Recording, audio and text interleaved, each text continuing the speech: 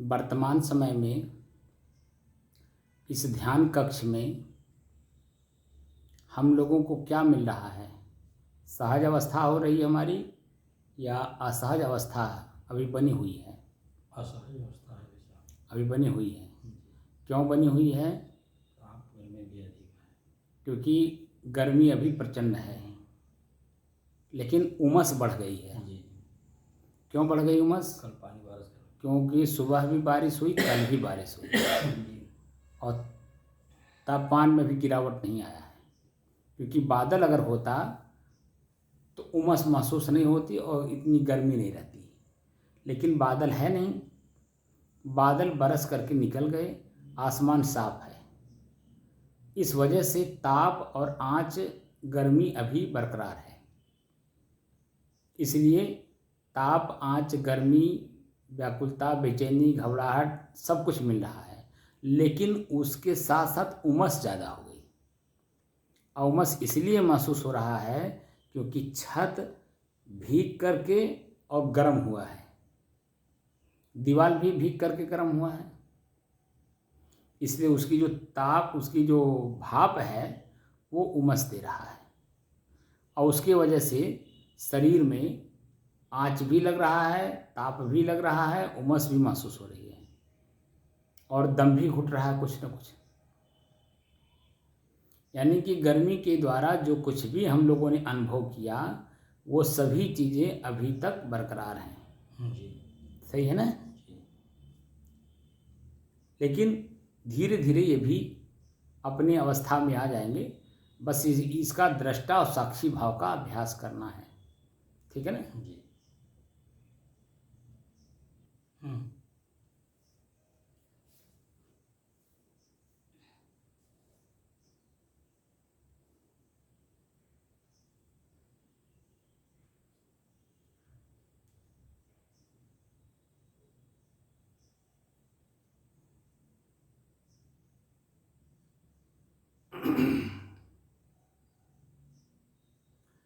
अपने ही चंचल मन को अपने ही बस में करके मन की एकाग्रता, स्थिरता एवं स्वयं अपने आप में शांति का अनुभव करने के बाद वर्तमान प्रसंग चल रहा है स्वयं की खोज। स्वयं मैं कौन हूँ को जानने की दृष्टि से साधना करते करते आज 962 दिन हो गए। तारीख 26 जून सन 2024, दिन मंगलवार, सायंकाल का समय। मंगलवार है कि बुधवार है? बुधवार आज दिन बुधवार जी और सायंकाल का समय। आप देख रहे होंगे कि कुछ श्वास की गति तेज चल रही है। जी उसका कारण क्या है? ताप उमस। उमस ताप, आंच, गर्मी में हम लोगों की श्वास की गति तेज नहीं चलती थी, बल्कि पसीना होता था। आपने देखा होगा जी पसीना पूरा शरीर भीग जाता था, कपड़े भीग जाते थे। जी और अभी भी देखिए पसीना लीलाट पे हुए हैं, जी शुरू हो गया पूरा जो है भीगा हुआ है।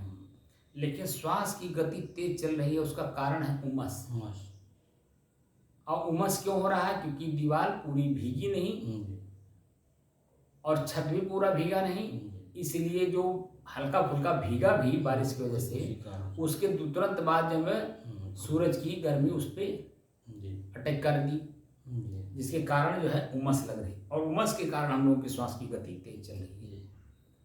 तो जब श्वास की गति तेज चलेगी तो मन भी बेचैन होगा, व्याकुल भी होगा, दिल भी धड़क रहा होगा, घबराता भी होगा, धड़कन हमारे दिल की बढ़ी हुई है।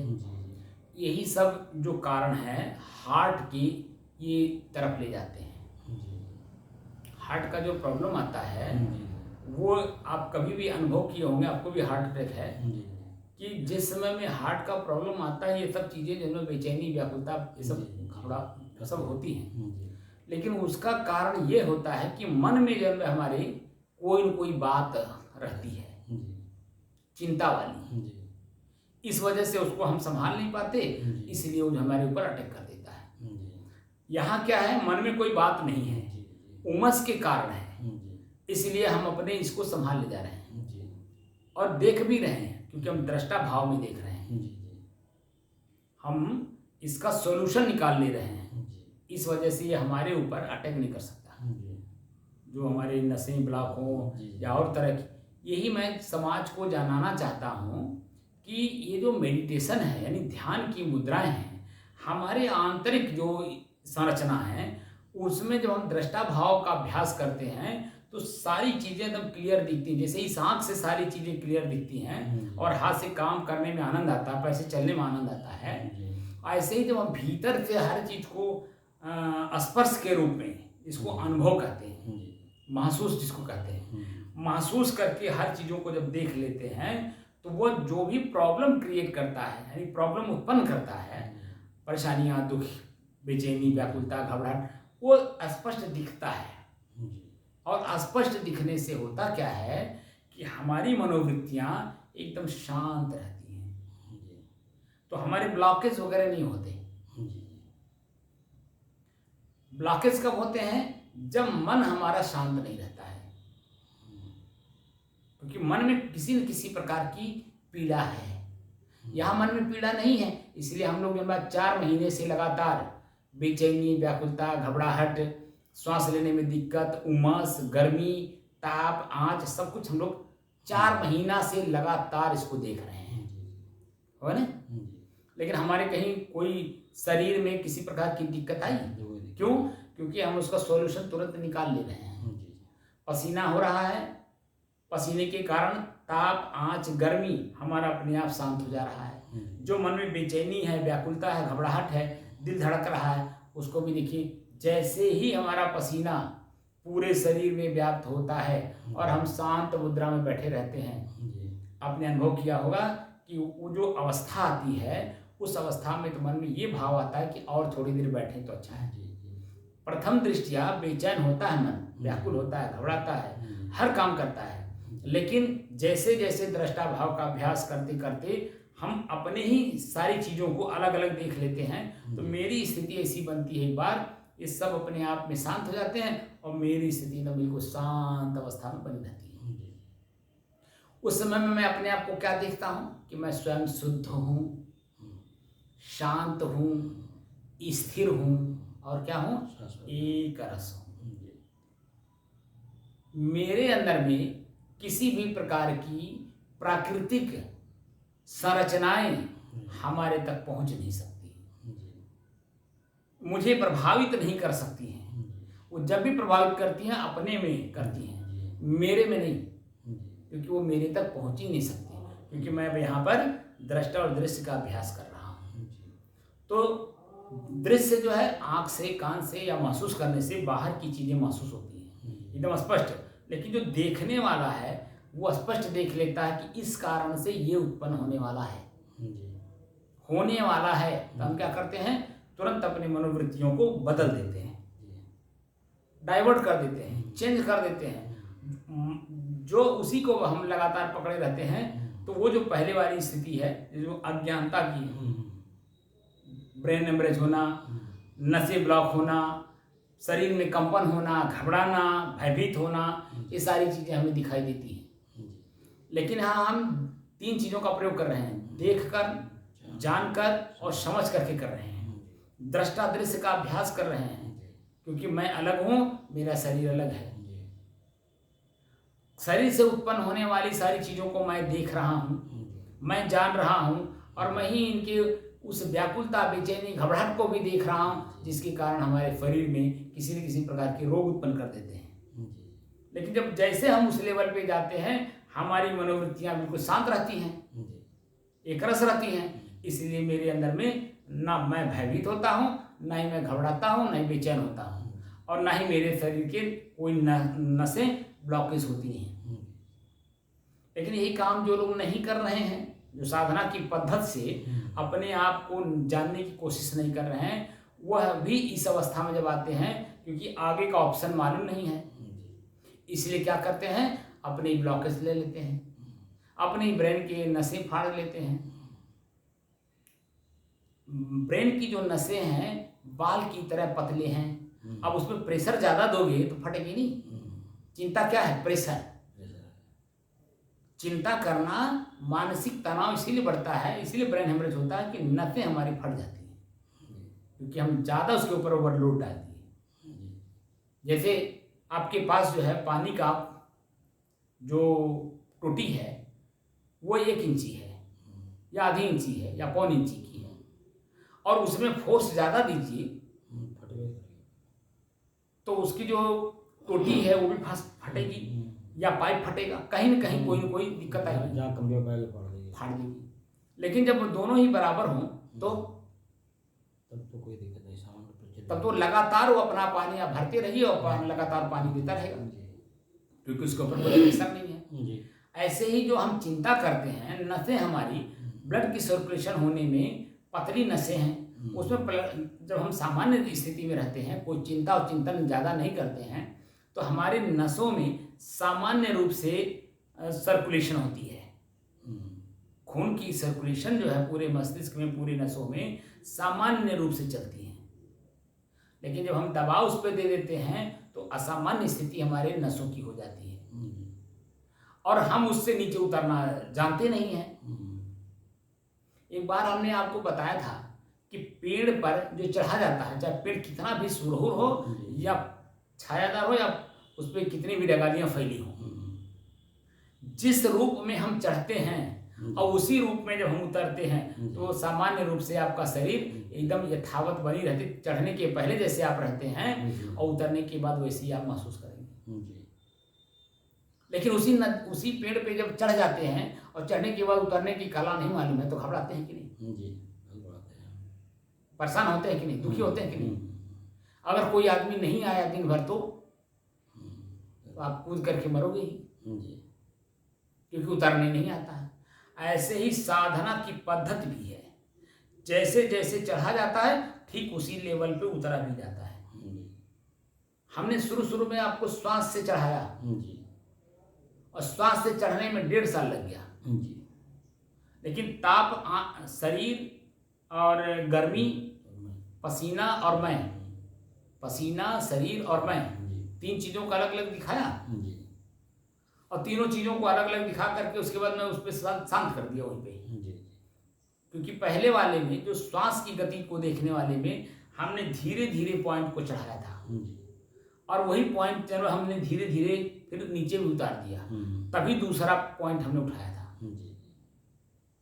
तो तीसरे पॉइंट पे जब हम चलेंगे, जैसे आँख का रूप देखना, तो ये ऊपर चढ़ेंगे, कहाँ तक ये चढ़ता है।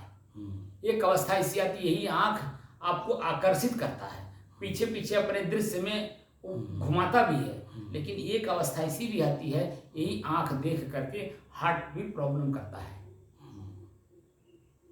अनुकूल दृश्य को देखेगा तो उसके पीछे पीछे दौड़ाएगा, प्रतिकूल दिखाएगा तो हार्ट पे प्रॉब्लम लाएगा। जैसे दुश्मन, अगर आपने अचानक दुश्मन को देख लिया तो आपका ही यही दिल जो है धड़केगा और आपके ब्रेन जो नसें हैं ब्लॉकेज होने में जरा से भी दिक्कत नहीं करेगी, तुरंत हो जाएंगी, क्योंकि अचानक आपने दुश्मन को देख लिया, हड़बड़ा जाएगा जी।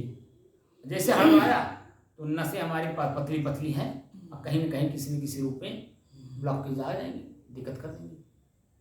लेकिन यही आँख दृश्य को भी देखता है, जिसको हम आकर्षणीय बोलते हैं, स्त्री, रुपया, संपत्ति, सोना चांदी, जमीन, जहाँ हमारी आँख पड़ती है उसमें जो हम आकर्षित होते हैं, उसमें आप देखेंगे कि मनोवृत्तियाँ हमारी ब्लॉकेज नहीं होती हैं, बल्कि उसी के अनुरूप हमें घुमाने की कोशिश करती हैं। ब्लॉकेज वगैरह कुछ नहीं होता, ब्लॉकेज तो सिर्फ दुश्मन को देखने से होता है। लेकिन अनुकूल दृश्य जब आप देखते हैं तो देखिए आपके अंदर में जिज्ञासाएं बढ़ जाती हैं, और जब जिज्ञासा बढ़ जाता है तो क्या करते हैं आप? उसके पीछे पीछे दौड़ते हैं, जब तक वो चीज़ें आपके बस में ना हो जाए, मिल ना जाए, तब तक आप उसके पीछे पीछे पीछे सावधानी, सतर्कता, चेतना सब कुछ आप लागू कर दें। वहाँ भी आप देख कर जान कर समझ करके काम करते हैं कि ताकि मेरे ऊपर छींटे न पड़ने पाए, मेरे कुछ मुझे कोई जान ना पावे, मैं ये भी लोग ना जान पाओ कि ये इस काम में इन्वॉल्व भी हैं। मन कितना सावधान रहता, सतर्क रहता है, चेतना में रहता है कि हमको लोग जान ना पाए। लेकिन जब कर्म कर ही रहे हैं तो क्या किसी चीज़ से हम वंचित रह जाएंगे? मन तो जान ही रहा है।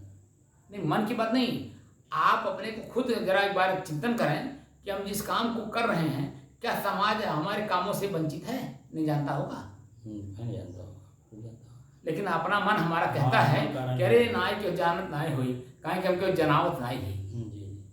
लेकिन कोई न कोई व्यक्ति ऐसा है जो आपके कर्मों पे अपना नजर रखा हुआ है। किसी न किसी का तो पड़ जाता है, और किसी की अगर ना पड़े लेकिन स्वयं की नजर अपने पे है कि नहीं? अपने आप से कहाँ जाओगे आप? बोलिए, अपने आप से कहाँ जाओगे? और से तो बच जाओगे, लेकिन अपने आप से कहाँ बचोगे? अपने आप में जब हम स्वयं दोषी हो जाते हैं तो आप बता दीजिए कि संसार का कोई भी साबुन ऐसा नहीं है कि जो आपकी दाग को छुड़ा सके। और लेकिन छूटता भी है कैसे? हम जब अपने पे स्वयं पे दृष्टि रखते हैं, तब हम स्वयं अपने आप पे दृष्टि रखते हैं, सावधानी रखते हैं, सतर्कता रखते हैं, चेतना में रहते हैं, देख कर जान कर समझ करके काम करते हैं, तो हम गलती नहीं करते हैं। तो जो पहले वाली गलती है वो वर्तमान में सुधरती चली जाती है। जैसे कभी हम भी रहे होंगे दुष्ट, ऐसा थोड़ी कि हम दूध के धुले हैं, हम भी कभी बहुत दुष्ट रहे होंगे। हमारी दुष्टता खुद हमको समझ में आई होगी, इसीलिए हमने धीरे धीरे धीरे धीरे अपनी दुष्टता को, अपनी बुराई को, अपनी धृष्टता को हमने उसको धीरे धीरे सुधारा होगा। जानकर समझ कर देख करके किया होगा, चेतना में रह के किया होगा। तो आज मैं जब अपने वाणी के द्वारा, कर्म के द्वारा और चिंतन के द्वारा, लेखनी के द्वारा समाज का कुछ न कुछ तो जरूर सुधार कर रहा हूँ। अरे हम कहते 1 लाख आदमी, मगर एक आदमी भी मेरे वचन से, मेरे कर्म से, मेरी साधना से अगर सुधर गया तो मेरे लिए बहुत बड़ी उपलब्धि है। एक व्यक्ति अगर मेरे लेवल पे आ जाए, जो मेरा चिंतन है, जो मेरा सोच है, जो मेरे व्यवहार हैं, जहाँ मेरा लक्ष्य है, उस लक्ष्य में कोई एक भी अगर आ गया ना, तो मेरा ये साधना अपने आप में सार्थक है। मैंने बताया था ना कि हमारे 3-4 महापुरुष ऐसे हैं कि 4 आदमी से ही जो है उन्होंने अपनी पूरी जीवन गाथा शुरू की थी। महात्मा बुद्ध के साथ आप देखेंगे 4 आदमी, स्वामी शंकराचार्य जी के साथ आप देखेंगे 4 आदमी, हमारे कबीर साहब के पास आप बनारस भी जाइए तो वहाँ पे 5 लोगों की मूर्ति बनी हुई है। 4 अन्य लोग हैं और 5वां कबीर साहब हैं। और वही काम मैंने शुरू में बताया था। 5 नवंबर 2021 को जो हम लोग साधना का पद्धति शुरू किए थे, उस दिन भी आप देखे होंगे कि हम लोग 5 ही लोग थे, 4 हमारे सामने और 5वां मैं। मैंने कितनी बड़ी बात कहा था कि आज मेरा जो चिंतन है, जो साधना की पद्धति है, वो मेरा सफल है। पहले दिन ही हम लोग पंच परमेश्वर हैं, क्योंकि मैं उस दिन भी बताया था महात्मा बुद्ध, कबीर, स्वामी शंकराचार्य और मैं एकदम उस लेवल पे हैं। और वही लोग जो 4 ही लोगों से पूरे विश्व को अपनी जो थिंकिंग थी, चिंतन था, व्यवहार था, वो सब कुछ दिखा दिया, खाली 5 ही लोग। लेकिन उसमें जो मूल तत्व है, महात्मा बुद्ध जिस लेवल के थे उनके शिष्य नहीं हो पाए। भले 4 थे, बाहर फोकस उन्होंने बहुत अच्छी की, समाज को जो चेतना देने के लिए बड़े बड़े काम किए, लेकिन स्वयं को नहीं जान पाए। महात्मा बुद्ध स्वयं को जानने की बात करते हैं। स्वामी शंकराचार्य स्वयं को जाने, स्वस्वरूप अनुसंधानम भक्ति विधीयते, ये वाक्य जो स्वामी शंकराचार्य जी का है। पूज्येषु अनुरागो भक्ति, भक्ति के 2 स्वरूप उन्होंने बताए हैं। पहली भक्ति कि अपने से बड़े में पूज्य का भाव होना, आदर का भाव होना, अनुराग का भाव होना, ये प्रथम भक्ति है। लेकिन उन्होंने दूसरी भाषा में कहा कि स्वस्वरूपानुसंधानम भक्ति रीति विधीयते, स्वयं का जो अनुसंधान करता है, स्वयं की खोज करता कि मैं कौन हूँ, ये हमारी भक्ति का अंतिम लक्षण है। और अंतिम लक्षण तक कौन जा पाया, आप बताइए? महात्मा बुद्ध के अनुयायी नहीं जान पाए, नहीं जा नहीं पाए। स्वामी शंकराचार्य जी के अनुयायी नहीं जा पाए। ठीक है, हमारे महात्मा कबीर जी के भी जो अन्य के शिष्य शाखाएं हैं उस कोई नहीं जा पाया। इसीलिए बीजक में आप देखेंगे कि साधु और संतों को ही दोनों को खाली संकेत करके इंगित किए हैं। साधु भया तो क्या भया बोले ना ही विचार, और हतय पराई आत्मा जीभ बांध तलवार। और संतों को क्या कहते हैं? संतों घर में झगड़ा भारी, रात दिवस मिली उठ उठी लागे, 5 ढोटा एक नारी, न्यारो न्यारो भोजन चाहे 5 अधिक सवारी। यानी संत और साधु को उन्होंने संकेत करके सारी पूरी बीजक उन्हीं दोनों जनी के ऊपर बोले हैं। और क्या कहते हैं? गावे कथे विचारे नहीं, अनजाने का दोहा। गाता तो है, समझाता भी है दूसरे को। गावे कथे, गाता भी है, कथता भी है, लेकिन विचार नहीं करता है कि वो किसके लिए है। गावे कथे विचारे नहीं, अनजाने का दोहा। अब कहें कबीर पारस परसे बिन, जस पाहन भीतर भीतर लोहा। ठीक है ना? तो बिना विचार किए, चिंतन किए आपका कल्याण नहीं हो सकता। और क्या कहते हैं? बब्बा बरबर करे सब कोई, बरबर करे काज नहीं हुई। तो उनके समय में ही उनके अपने अनुयायी खाली गाते थे, दूसरे को सुनाते थे, समझाते थे, दूसरे को रास्ता बताते थे, लेकिन अपने ही खुद जो है अपने रास्ते पे नहीं चलते थे। इसीलिए उनको डांटना पड़ता था, बोलना पड़ता था, समझाना पड़ता था अपने ही लोगों को। और ऐसा काम और लोगों ने नहीं किया, क्योंकि स्वयं में कबीर साहब थे और अपने अनुयायियों को कहते थे कि अपने में जाओ, अपने में खुद में स्थित होने की कोशिश करो, ताकि जो झंझावात है ना, ये अपने आप नीचे उतर जाएगा, आपको उतारना नहीं पड़ेगा। मानसिक जो तनाव है, जिसके कारण आप जो दुखी हो, पीड़ित हो, बस मानसिक तनाव को बदल भर दो खाली। एक होता चिंता, एक होता चिंतन। चिंता को चिंता मुक्त करना हो तो चिंतन में जाओ, और जैसे चिंतन करेंगे तैसे चिंता मुक्त हो गए। तो जो बेचैनी, घबराहट, अकुलाहट, दिल का धड़कना, परेशान होना, दम घुटना, जो कुछ भी अनुभव हो रहा है, अपने आप तुरंत शांत हो जाता है। ये हम लोगों का अनुभव है कि नहीं? रोज का।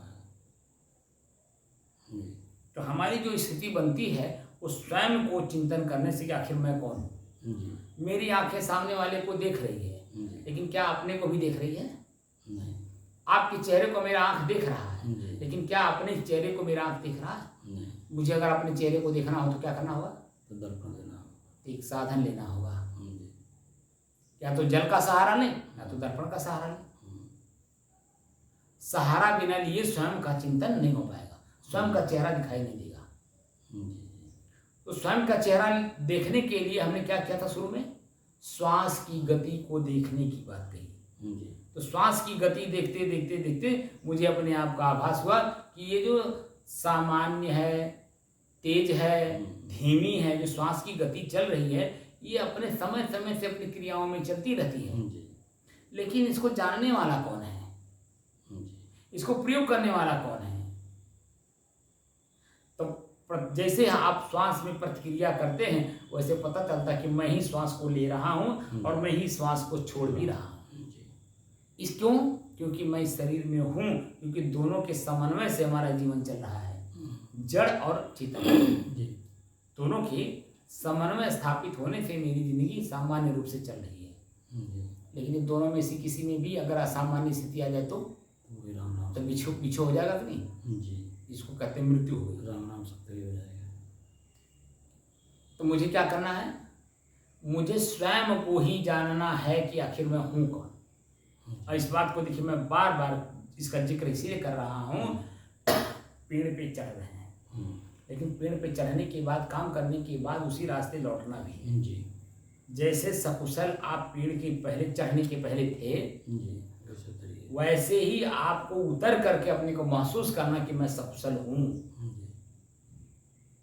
जैसे एक व्यवहारिक पक्ष में जब आप जाते हैं, पेड़ चढ़ते हैं, चिंता करके कोई काम करते हैं, तो उसमें देखिए रुकावटें आ जाती हैं। श्वास की रुकावट, आँख की रुकावट, प्राकृतिक रुकावट, शारीरिक रुकावट, हर चीज़ में कहीं न कहीं कोई रुकावट आ जाती है। लेकिन एक दूसरा भी है जिसके कारण जब आपका शरीर से ही बिछो हो जाता है, इसको हार्ट अटैक और ब्रेन हेमरेज कहते हैं। लेकिन उसी को जब हम अध्यात्म चिंतन करने में लगा देते हैं तो चेंज हो जाता है। तो वहीं जो आपका शरीर बिछो होने वाली होती है, बल्कि शरीर में और रह करके आनंद लेने का मन करता है कि अभी हमारा काम बहुत अधूरा है और जल्दी जल्दी हम अपना काम निपटाएं, क्योंकि शरीर से बिछोह कभी भी हो सकता है।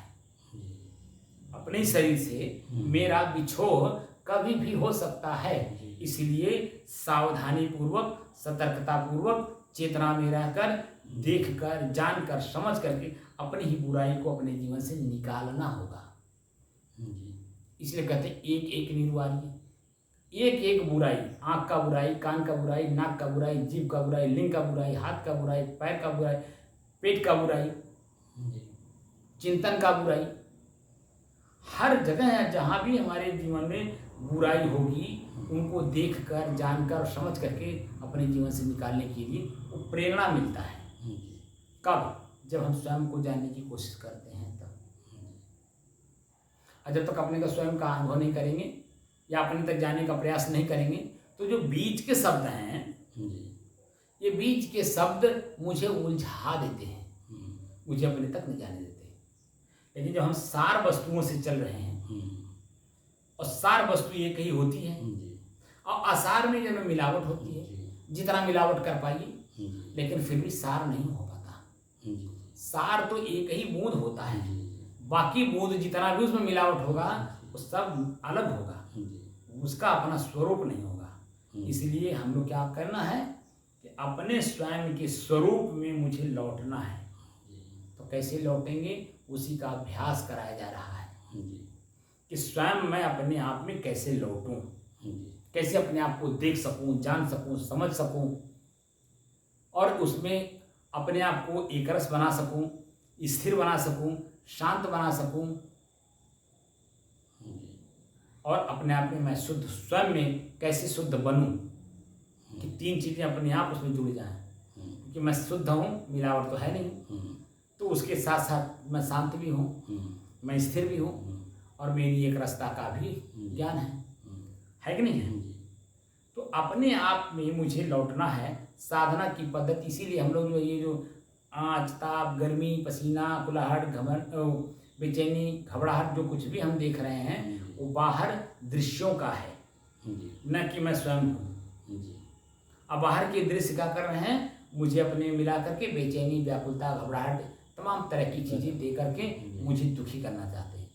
लेकिन मैं भी हूँ चतुर, मैं इनका दृष्टा भाव का अभ्यास कर रहा हूँ। इसीलिए जो है 7 बजने के बाद हम लोग नहीं बैठते हैं।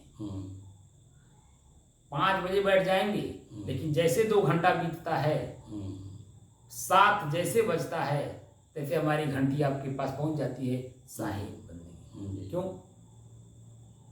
क्योंकि बुराई तो है पसीना, ताप, आँच, गर्मी, ठीक है। लेकिन और ज़्यादा अगर बैठेंगे, इनकी जो व्याकुलता, बेचैनी, घबराहट और बढ़ेगी, उमस, हमारा श्वास लेने में दिक्कत होगा, तो हमारे शरीर में, शरीर से और मेरा बिछोह करा देगा, जिसको मरना कहते हैं। क्योंकि इस समय में आपने देखा होगा, पेपर में बहुत निकल रहा था, एक दिन में 100 लोग, 150 लोग मर रहे हैं। क्यों? कारण क्या है? उमस, गर्मी, व्याकुलता, बेचैनी, घबराहट, वो उनको जो है शरीर से ही बिछोह कर दे रही है। लेकिन हम लोग इतना ताप इस कमरे में होते हुए भी और अंत समय में जब हम लोग यहाँ से उठते हैं तो पूरा शरीर पसीना से लथपथ रहता है और पूरा शरीर जो है गदगद हो जाता है, जैसे हम इस कक्ष के बाहर निकलते हैं। और जैसे बाहर की हवा हमारे शरीर को स्पर्श करता है तो हमें क्या शीतलता का अनुभव होता है। होता नहीं होता? क्योंकि जो पसीना है और इस पर जैसे हवा पड़ता है शीतलता का अनुभव कराएगा। तो हमारा मन बेचैन हुआ, हमारा मन घबराया, सब कुछ को हम शांत करके तब यहाँ से उठते हैं। क्योंकि जैसे अपने ऊपर चढ़ाते हैं ठीक उसी तरह से नीचे उतार लेते हैं। इसीलिए हम सकुशल हैं। यही पद्धति मैं पूरे विश्व के साधकों से कहना चाहता हूँ, ऐसी पद्धति सीखिए कि जो वर्तमान में भी वो दिखाई दे। जी हम लोगों को दिखाई दे रहा है नहीं दे रहा है? जी जी एकदम स्पष्ट दिखाई दे रहा जी, है। जी। पसीना, आँच, ताप, गर्मी, व्याकुलता, बेचैनी, घबराहट एकदम स्पष्ट दिख रहा है। जी लेकिन अंत में ये भी दिख रहा है कि ये अपने आप में गायब हो जाते हैं जी और मैं शुद्ध, शांत, स्थिर और एक रस एकदम अनुभव करता हूँ अपने आप का।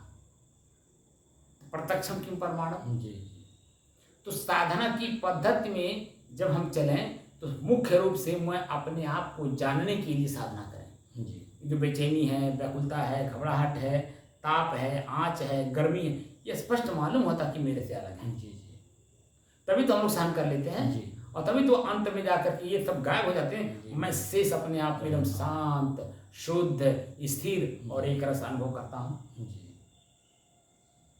पहले की जो घबराहट होती है, बेचैनी होती है, व्याकुलता होती है, अकुलाहट होती है, ये सब अनुभव होते हुए भी धीरे धीरे धीरे धीरे धीरे धीरे एकदम शांत हो जाते हैं जी और मेरी अपनी स्वयं की स्थिति एकदम गदगद हो जाती है। जी मैं स्वयं अपने आप में शांत हूँ एकदम।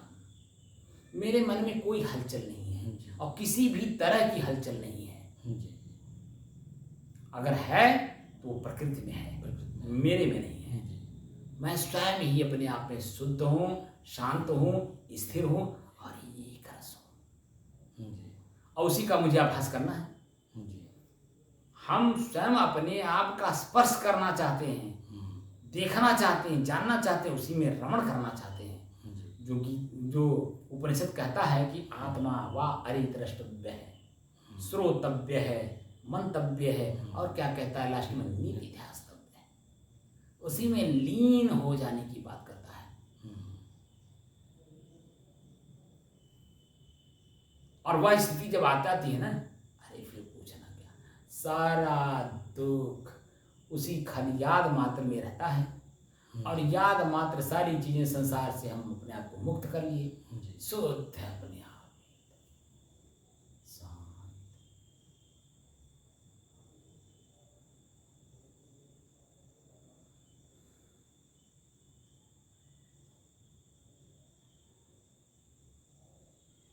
तो हवा के द्वारा उत्पन्न कोई रूह हमें महसूस होता है नहीं। गर्मी के द्वारा जो हम लोगों ने 4 महीने से गर्मी का अनुभव किया, पसीना हुआ लेकिन कोई फुंसी हुई, कोई इस पे वो चीचक का कोई भाव आया नहीं। अगर हम इस चीज को जान करके ना करते तो वो हमें घबरा देता और घबरा करके जैसे आम लोग मर रहे हैं। एक दिन में कम से कम आपने देखा होगा 110 लोगों ने सही छोड़ा है, पेपर में निकला था। ऐसे ही उसी में से एक हम भी हो जाते। तो साधना क्या करते हैं, हम कैसे अपने आप को समझ पाते कि मैं मर गया, मैं जिंदा हूँ। लेकिन ये जो जान करके हम लोग कर रहे हैं, इसमें क्षण क्षण का हम लोग अनुभव कर रहे हैं। जिस समय में इस कक्ष में हम लोग प्रवेश करते हैं उस समय में पूरा एक कमरा जो है आपके ऊपर टूट पड़ता है। क्या गर्मी, आँच, ताप, जलना, झुलसना जो इस कक्ष में है वो पूरा तुरंत आपके शरीर पर, आपके मन पर अपना प्रभाव डाल देता है। लेकिन हम लोग उससे भी चतुर हैं। उस ताप, आँच, गर्मी में जो भी कुछ मिल रहा है गर्मी के कारण, उसको सबको सहन करते हुए हम एकदम बिल्कुल दृढ़ता के साथ 2 घंटे के लिए बैठ गए तो बैठ गए। देखता हूँ कितना पसीना होता है, देखता हूँ कितनी बेचैनी होती है, देखते हैं कितना अकुलाहट होती है, घबराहट होती है। देखेंगे कि अंत में जाकर जैसे हम इसका दृष्टा भाव, साक्षी भाव का अभ्यास शुरू करते हैं, थोड़ी ही देर में अपने आप शांत हो जाता है। हमको शांत नहीं करना पड़ता। जी शांत हो जाता है। ये अनुभव हो रहा नहीं हो रहा? जी उसको हमें शांत नहीं करना पड़ता है। बस खाली जैसे ही दृष्टा का अभ्यास करना शुरू किए, वो दृश्य अपने आप में गायब हो जाता है। स्वयं अपने आप में मैं तृप्त हो जाता हूँ, क्योंकि मैं क्या कर रहा हूँ, काम कर रहा हूँ, देख कर, जान कर, समझ करके दृष्टा दृश्य का अभ्यास कर रहे हैं। क्योंकि मैं स्वयं दृष्टा हूँ और दृश्य जो है मेरी इंद्रियों का है प्रकृति का, लेकिन मेरी इंद्रियों का है। इंद्रियां अनुभव कर रही हैं। आंख देख करके अनुभव कर रहा है रूप का, कान शब्द को सुन करके स्पर्श, कान में स्पर्श होना ना शब्द, वो महसूस कर रहा है। जीभ कोई वस्तु खाने से, जीभ बोलने से, क्योंकि अपनी बोली अपने कान में जाती है और जब प्रतिक्रिया के रूप में मेरा ये आवाज़ मेरे कान में जाता है तब मुझे आत्मविश्लेषण करने का मौका मिलता है कि मैंने क्या कह दिया। तो तुरंत जन हम लोग माफ़ी मांग लेते हैं, मुझे गलती हो गई, दोबारा ऐसा काम नहीं होगा, माफ़ी चाहता हूँ। स्पष्ट मुंह से आवाज़ निकल जाती है क्योंकि मैं अपनी गलती को देख लिया और गलती को सुधार लिया। तो आगे कहीं आप में हमारे में कोई विवाद है या किसी भी दृश्य में अगर हमने देखा तो उसमें कोई विवाद रह गया, रह जाएगा, क्योंकि हमने खुद विवाद खत्म करने वाली भाषा बोल दिया, भैया गलती हो गई, आगे कोशिश करूंगा ना होने पावे। और उसमें देखिए आप कोशिश भी करते हैं, चैतन्य रहते हैं, धीरे धीरे धीरे धीरे उस जो व्यवहार पहले हो चुकी है उसमें एकदम सामान्य हो जाता है। क्योंकि मैं भी वाच कर रहा हूँ, देख रहा हूँ कि एक बार मान लीजिए इन्होंने करके और माफ़ी भी मांग ली और मैं इनको माफ़ कर भी दिया, लेकिन क्या उसी कार्य को क्या दोबारा भी कर रहे हैं? अगर दोबारा करेंगे इसका मतलब इन्होंने माफ़ी मांगी ही नहीं, इन्होंने क्या किया, सिर्फ मुझे बेवकूफ़ बनाया। तो उस समय में जब वो स्थिति आती है तो तुरंत हमारा मन वहीं स्टैंड कर जाता है, और जैसे स्टैंड करता है वैसे सारी स्थितियाँ जब मालूम हो जाती हैं। लेकिन वास्तव में अगर कर रहे हों और चेतना में रह के कर रहे हों तो आपका ही मन आपको रोकता है उस काम को दोबारा करने के लिए। पहले एक बार हो चुका है, फलाने के साथ हो चुका है, और आप करोगे तो उसका परिणाम जो पहले आया था वही आएगा। तब क्या करते हैं, तब अपने मन को वहीं पे हम रोक लेते हैं, उस काम को नहीं करते हैं। जब नहीं करते हैं तब क्या होता है, तो आगे चल करके मन भी खुश अपने आप में होता है, अरे बड़ा अच्छा हुआ बाबू हम ये काम नहीं किए और जिसका परिणाम ये कि जो सामने आया है आज देखा सब दिन झपटा देते हैं, लेकिन कोई बचाने वाला नहीं। क्यों? क्योंकि गलती स्वयं की है। हम बाबू बच गए, बड़ी भगवान की असीम कृपा है मेरे ऊपर कि मैं अपने आप में बच गया। भगवान की असीम कृपा ही है, शरीर को ही भगवान कहते हैं, और आपके भीतर ही आपके मनोवृत्तियां हैं दो तरह की, एक कथा करो एक कथा ना करो। अगर उसमें आप स्पष्ट हैं कि ये हमारे लिए बुरे रास्ते को भेज रहा है, ये हमारे लिए अपने लिए भेज रहा है, अपने लिए कर्म करवाना चाहता है, तो दोनों को हम जब जानते हैं तो बता दीजिए दुख वाला काम करेंगे? उस काम, किसी भी काम को करने का परिणाम में हमको दुख मिले ये कोई काम करेगा? नहीं।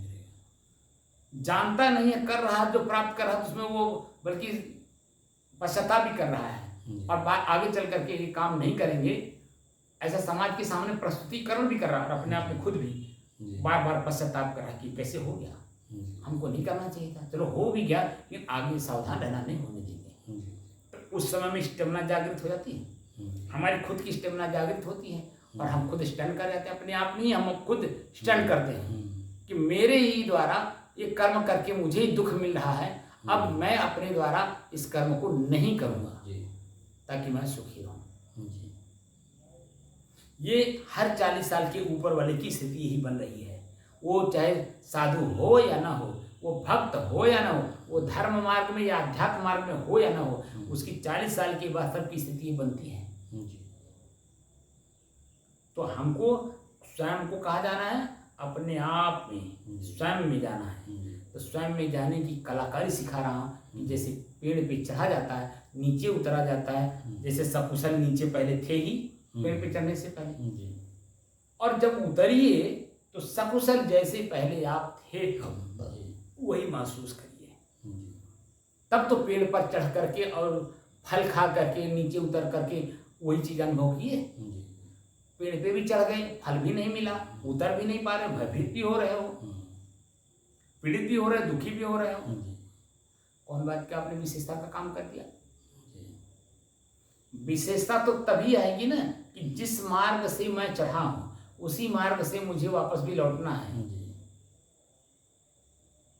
अगर वो इसी रास्ते आ गए इसका मतलब है कि आप चतुर हो, कुशलता पूर्वक आप नीचे उतर जाओगे। लेकिन अगर नहीं उतर पाए तो लटकेंगे, गिरेंगे, खुद अपनी अक्षमता वहां दिखाई देती है, तो हम दूसरे का सहारा लेते हैं, भगवान भगवान चिल्लाते हैं, यानी जो कुछ भी भाषा एक है कि फलाने हमसे अलग है, हमारा आके कल्याण करेंगे, तब उनको हम याद करते हैं। और उसी में समय बीतने के आधार पे कोई न कोई व्यक्ति, मनुष्य, जीव जंतु जो आपके बारे में कुछ न कुछ कहीं न कहीं किसी प्रकार से आपसे लेन देन उसका है, वही व्यक्ति आकर के आपको धीरे से बचा लेता है। कभी कभी आपने जंगलों में देखा होगा दलदल जहाँ रहता है, बहुत से ऐसे जानवर हैं जो दलदल में फंस जाते हैं, तो वो बेचारे देखिए वहीं खड़े रहते हैं, जरा सा भी वो छटपटाते नहीं हैं। तो आप जैसे जो जंगल के रखवाले लोग हैं या जंगल में लकड़ियां काटने वाले जो लोग जाते हैं, ठीक है ना, उन लोग जो है उस जानवर को या आदमी को, कोई भी हो, उसको धीरे धीरे देखिए अपने विचारानुसार, बुद्धि के अनुसार, विवेक के अनुसार धीरे धीरे उनको निकाल लेते हैं, उसमें से स्वयं को भी बचा लेते हैं और उनको भी उस दलदल से निकाल के बाहर कर देते हैं। करते हैं नहीं करते हैं, ये आपने देखा होगा। तो कुल मिलाकर के दोषी मैं स्वयं अपने आप में हूँ, और अपने आप का स्वयं का दोष मुझे स्वयं देखकर, जानकर और समझ करके निकालना होगा, और चेतना में रह करके सावधानी पूर्वक, सतर्कता पूर्वक कि दोबारा मेरे से गलती ना होने पाए। यही बात हमारे पूर्व के ऋषियों ने हम लोगों को चेतना दी कि दोबारा गलत काम करना नहीं, जिसके कारण आपका ईमान आपके ऊपर हावी हो, यानी चिंता ज़्यादा आपको कराए, चिंतन की जगह पे चिंता कराए, ऐसा कार्य नहीं करना, बल्कि चिंता की जगह पे चिंतन करना। ये किताब पढ़ो, ये आप तो वचन है, इनको आप जरा एक बार चिंतन करो, उसको याद करो, पढ़ो, बार बार पढ़ो, उसको बार बार रटो, तो देखेंगे कि आपका जो मन दबा हुआ है वो अपने आप धीरे धीरे धीरे धीरे खुलने लगता है। जो दबाव महसूस होता है एकदम खुला खुलापन महसूस होता है, सब दबाव, तनाव, खिंचाव, खुजली सब खत्म हो जाता है। क्यों? क्योंकि मैं अपने आप को जानने की प्रेरणा पा गया, और जानने का प्रेरणा हमारा ईश्वर, हमारा श्वास है, और अपने श्वास मेरे से अलग है, कभी हमने अनुभव नहीं किया। तो ऋषियों द्वारा बताया गया जो चीजें हमने देखा, उसको जब प्रयोग किया तब समझ में आता है वो बात कहीं और है, अब काम कहीं और हो रहा है। प्राणायाम क्या है? प्राण यानी प्राणवायु जो है, जीवन हमारा जो आ रहा और जा रहा है, ये मेरे से अलग है। दृष्टा दृश्य का अभ्यास करना है, ये मेरे से अलग है। और जैसे अलग का अनुभव करते हैं तो हर चीज अलग अलग महसूस होने लगता है। जैसे परिवार के सदस्य अलग अलग हैं और उनके प्राकृतिक नेचर, जो अंग्रेजी में नेचर कहते हैं, हिंदी प्रकृति, जो उनका स्वभाव, उसको बोलते स्वभाव जो है वो आप देखेंगे अपने आप में मालिक को समझ में आ जाता है कि मेरे जितने सदस्य हैं वो किस किस स्वभाव के हैं। कोई चिड़चिड़ापन में होगा, कोई समझदारी में होगा, कोई नासमझी में होगा, तरह तरह जितने लोग हैं उतने उनकी विचारधारा हैं, और मालिक जो है उनके साथ वैसा व्यवहार करके अब पूरे परिवार को, पूरे समाज को, पूरे देश को, पूरे गांव को एकदम एक रस में पिरो करके और अंत में खिलखिला के हंसता है। तो क्या होता है कि सारी बुराई मन की अपने आप वहीं ध्वस्त हो जाती, तभी आपको हंसी आती है। हंसी, प्रसन्नता तभी आती है जब मन में तिनका भी कोई बुराई नहीं रहती है तब। लेकिन तिनका भी बुराई अगर रह गया तो देखिए वहाँ सावधानी रहती है, चेतना रहती है, हमसे गलती ना होने पाए। आज जब रहबे नहीं करेगा तो निर्तंद होकर के आदमी हंसता खिलखिलाता है। ठीक है, तो हमें अपने आप में जाना है, अपने आप को पहचानना है, और अपने आप को देखकर, जानकर, समझकर, पहचान कर और उसी में एकदम लीन भी होना है। अभी तो खाली देखने का काम किया जा रहा है कि मैं पांचों तत्वों से अलग एक शुद्ध, शांत, स्थिर और एक रस वाला निज तत्व में अलग हूँ इन पांचों तत्वों से, क्योंकि शरीर मेरा है न कि मैं हूँ। और इसी शरीर में दो शरीर है, एक स्थूल शरीर, एक सूक्ष्म शरीर, और दोनों के दोनों मैं नहीं हूँ। दो के दोनों स्थूल रूप से भी प्रकृति का है और सूक्ष्म रूप से भी प्रकृति का है। मैं अपने आप में ना प्राकृतिक हूँ, ना मैं सूक्ष्म हूँ, ना मैं स्थूल हूँ, ना मैं प्राकृतिक हूँ, ना मैं सूक्ष्म हूँ। बिल्कुल एक रस हूँ, स्थूल समय में भी, सूक्ष्म समय में भी, हर समय में मैं मौजूद हूँ अपने आप में।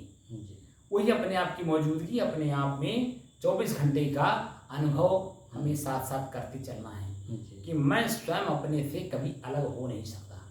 और अगर अलग हो रहा है इसका मतलब वह मैं स्वयं नहीं हूँ, जी, वह कोई और है। जी। उसको जानने की कोशिश की जाए, पहचानने की कोशिश की जाए और अपने आप से अलग अनुभव करने की कोशिश की जाए, क्योंकि अलग की वस्तु अलग ही होगी, मैं की वस्तु मैं स्वयं में जी, वही रहूँगा। जी, तो स्वयं को पहचानने की दृष्टि से हम लोग साधना कर रहे हैं और यही कारण है कि आज हम लोग दिन प्रतिदिन जी, ताप, आँच, गर्मी पहले जो हम लोगों ने शुरू में सहन किया, अब धीरे धीरे नीचे उतरना है।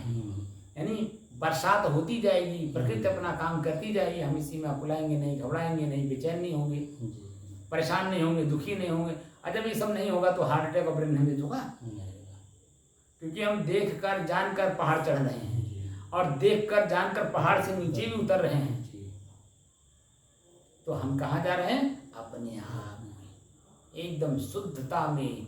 अपनी शुद्धता हमको खुद महसूस हो गया कि कुछ भी मैं नहीं हूँ, मैं तो एकदम शुद्ध, शांत, एक रस स्थिर हूँ और कुछ नहीं हूँ। ठीक है ना? तो मुझे अपने आप का ही पूर्ण ज्ञान प्राप्त करना है। तो ये ताप, आँच, गर्मी कब कैसे गायब हो जाता पता नहीं चलता है और मैं स्वयं अपने आप में शेष रह जाता हूँ। कोई काम करना है, ठीक है?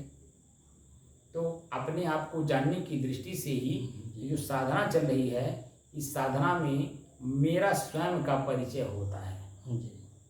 जो साधना की पद्धति हम लोग ले चले हैं, इसमें हम स्वयं की परिचय प्राप्त करने के लिए कर रहे हैं, जिसमें हमारे पूर्व के ऋषियों ने, संतों ने, मुनियों ने हमको स्वयं को जानने की जो विधि बताई है, उन विधियों का प्रयोग यहाँ हो रहा है, ताकि मैं अपने आप को जान सकूँ।